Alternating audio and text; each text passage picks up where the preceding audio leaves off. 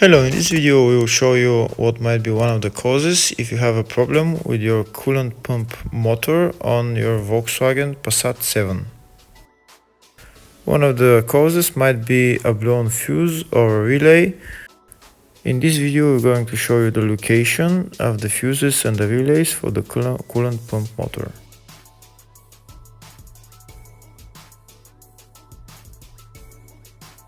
Before I show you the location of the fuse, first I'll show you how to test if the fuses are good or bad using a test light and a multimeter. I'm also going to show you how to test a relay using an automotive relay tester. First thing that you need to do before start testing the fuses is you need to turn the ignition on.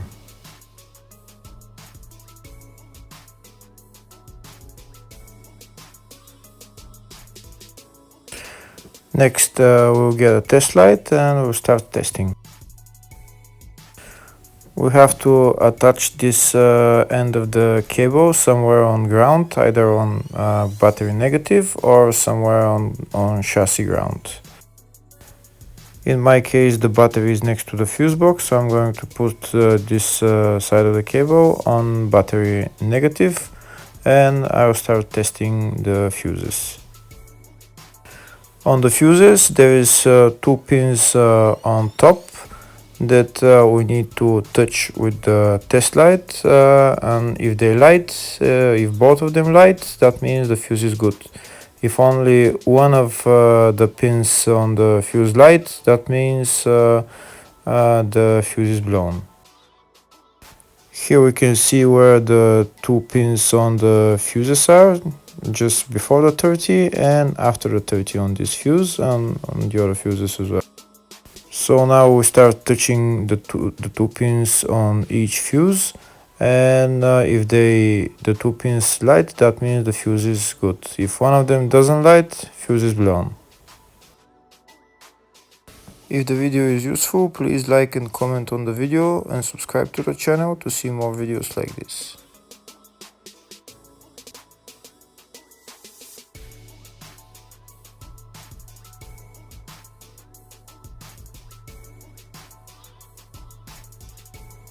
Next we're going to test fuses with a multimeter, if they are good or bad.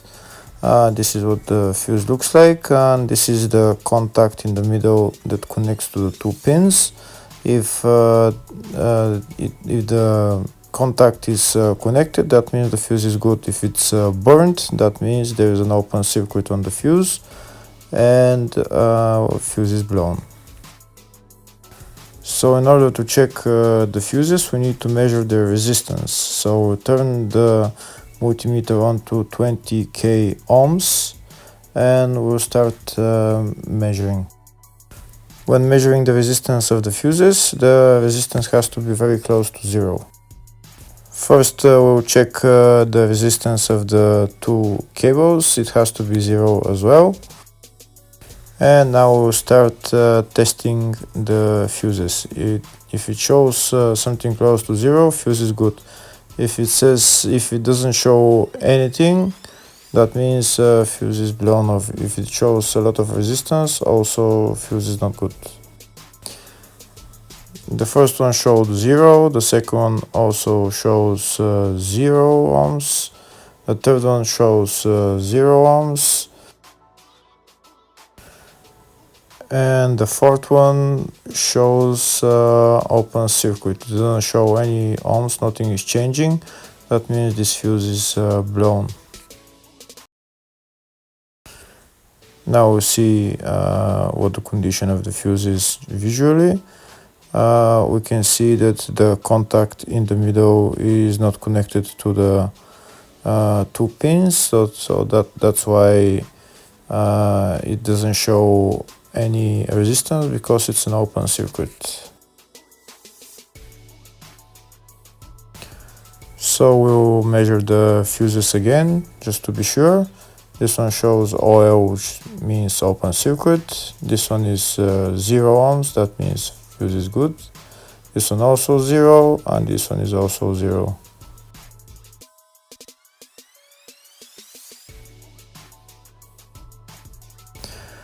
Next, I'll show you how to test relay using an automotive relay tester.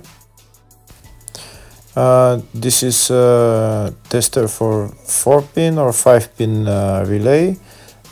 This is where we put the pins, depends on their formation. And after we put in the relay, we press test, and it will start showing if the relay is working. First, we need to connect the two cables for the relay tester onto battery positive and battery negative.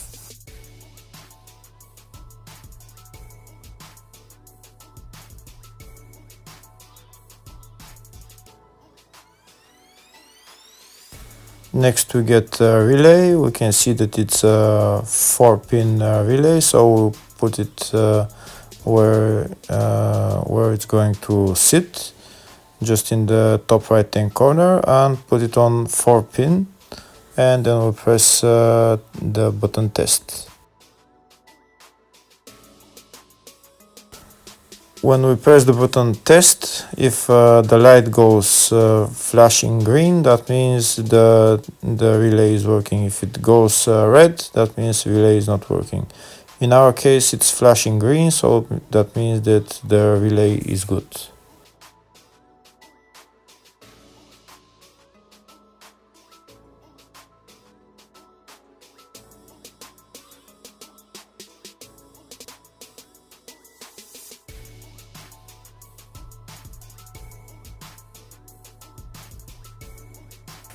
Next, I'm going to show you the locations of the two main fuse boxes on this Volkswagen Passat.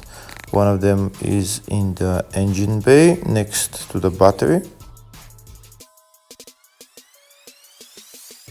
It is right there, just underneath this plastic cover.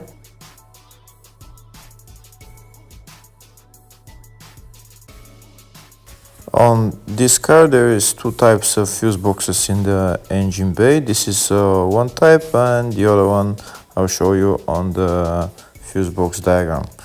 Next, I'm going to show you the other main fuse box, which is here on the left of the dash. You need to remove this plastic panel, and a fuse box is right there. There is also another couple of fuse boxes on the car. Two of them are underneath the steering wheel, and there is 2 or 3 of them in the engine compartment. Next, we're going to show you in the service manual the location for the fuses and relays for the coolant pump motor. Here we can see all the fuse boxes in the car. And now in the search tab, we're going to type coolant pump motor, and we'll see where the fuses are located. We can see here on the left all the fuses and relays that are corresponding with the coolant pump motor. Here we can see the 2 fuses that are in the engine bay compartment. And now we'll see exactly the locations of them. First one is right there, F15, 10 amp fuse. The other one is right there. It's a 5 amp fuse, F9.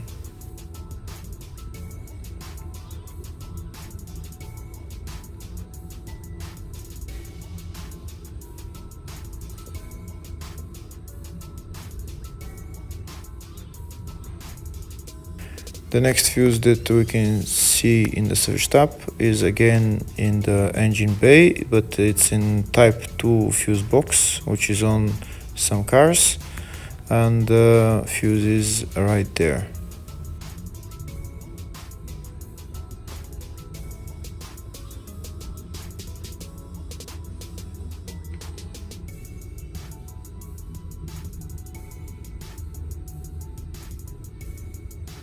Next, we're going to check the location of the relays for the coolant pump motor. These relays are only in some models, and one of the relays is in the engine bay type 1 fuse box. which is this one there, and it's a number 2 relay.